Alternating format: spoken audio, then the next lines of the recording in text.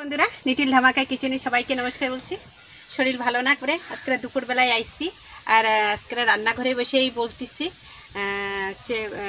আজকে হচ্ছে সুজির হালুয়া বানাবো। কি করে হালুয়া বানাচ্ছি তোমরা অবশ্যই কিন্তু প্রথম থেকে লাস্ট পর্যন্ত কিন্তু অবশ্যই দেখবা, সাবস্ক্রাইব করবা, লাইক করবা। যারা নতুন দেখতেছো অবশ্যই কিন্তু প্লিজ আমার ভিডিওটা শেয়ার করে দেবা আর লাইক করে দেবা।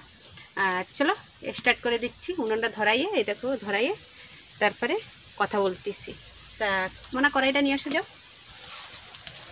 কড়াইটা বসাই দিচ্ছি।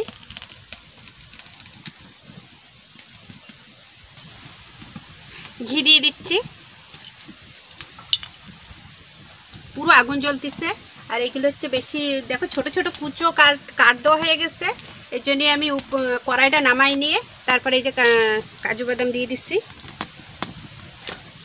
ভাজা করে নিই। ঘি দিয়েই ভাজা করে নিচ্ছি বন্ধুরা।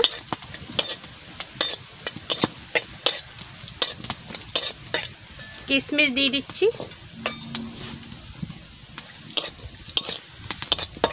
বন্ধুরা ভাজা হয়ে গেছে, কিশমিশ ফুলে উঠেছে। এই দেখো কিশমিশ কাজু বাদাম সুন্দর করে ভেজে নিচ্ছি। একটু ঘি দিয়ে দিচ্ছি, সুজি দিয়ে দিচ্ছি বন্ধুরা। সুজিটা একটু ভালো করে ভাজতে হবে।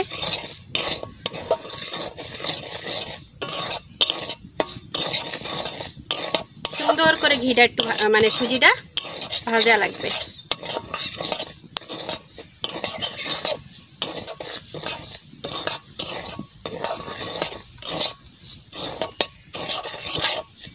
বন্ধুরা খালি কিন্তু নাড়াতে থাকবা, যেরকম উৎমা বানায় উৎমার থেকে একটু বেশি করে ভাজতেই হবে।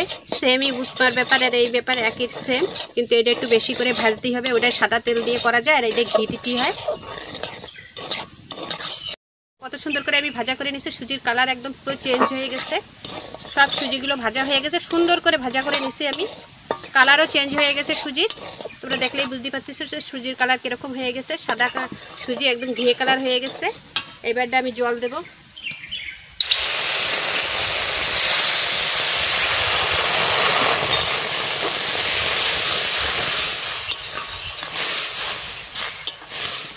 আসলে পাইজাটা আর একটু হালকা করে জল দেব, যাতে সুজিটা একটু ভালো করে ফুটবে, দানাটা একটু বড় হবে। জলটা একটু বেশি করে দেয়া লাগবে।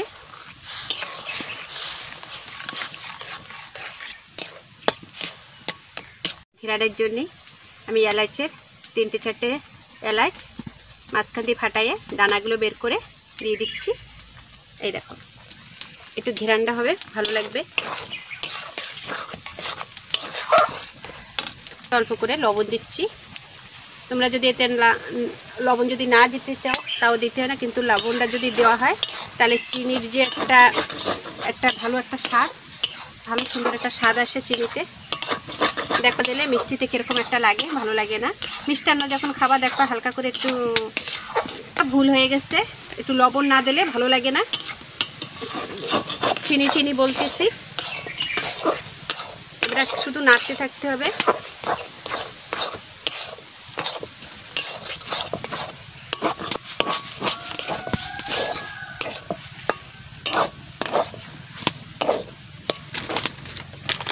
এবারে দিয়ে দেবো চিনি। সুজি ভালো করে ফুটে গেছে, এবারে চিনি দিয়ে দেবো। চিনিটা দেওয়ার সাথে সাথে আরো নরম হয়ে যাবে, নাড়তেই থাকতেই হবে।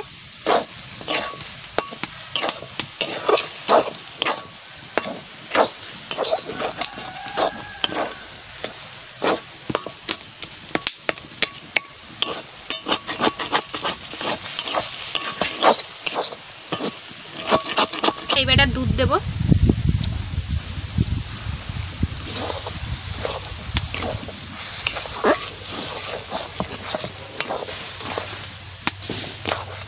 একটা সুপারির খোলা পড়লো।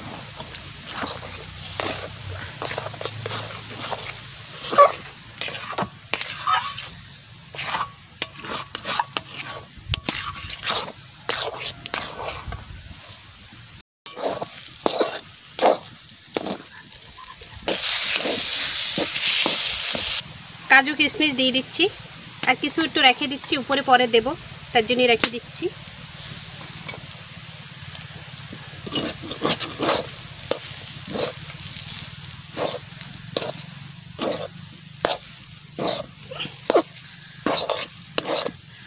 সুজির দেখো কি সুন্দর সুজি ফুলে গেছে, দানাগুলো কি সুন্দর দেখা যাচ্ছে। সুজির কিন্তু এরকম ফুলা মানে হালুয়া বানাতে গেলে এরকম সুজির অল্প বেশি করে জল দেবা আর একদম যেন ফুলে থাকে। আর সুজি যেন না ফুটলে ভালো লাগে না। দেখো কি সুন্দর একদম সুজির দানা বড় বড় হয়ে গেছে।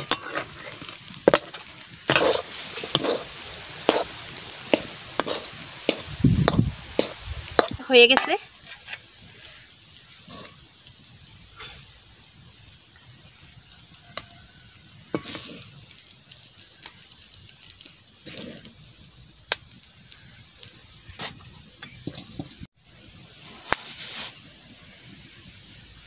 বন্ধুরা হয়ে গেছে, এই দেখো কত সুন্দর, একদম সুন্দর সলিড হয়েছে। তোমরা যদি অবশ্যই যদি এতে কালার দিতে চাও তো অবশ্যই ফুড কালার দিতে পারো। আমি ঘরের ছেলেমেয়েরা খাবে, সপ্তাহে যদি ফুড কালার দিয়ে সবসময় বানাতে থাকি এটা সেটা, এই জন্য আমি আর ফুড কালার দিইনি, আমি সাদাই বানাইছি। তোমরা যদি অবশ্যই যদি ফুড কালার যে কালার বানাতে চাও সেই কালার দিলেও হবে সুন্দর। আর ঘরে গাজর ছিল না, গাজর থাকলে গাজর দিয়ে আরও ভালো সুন্দর করে বানাই দিতাম। তা এটাও অনেক সুন্দর হয়েছে, দেখো কত সুন্দর হয়েছে, অনেক সুন্দর হয়েছে, এত সুন্দর হয়েছে।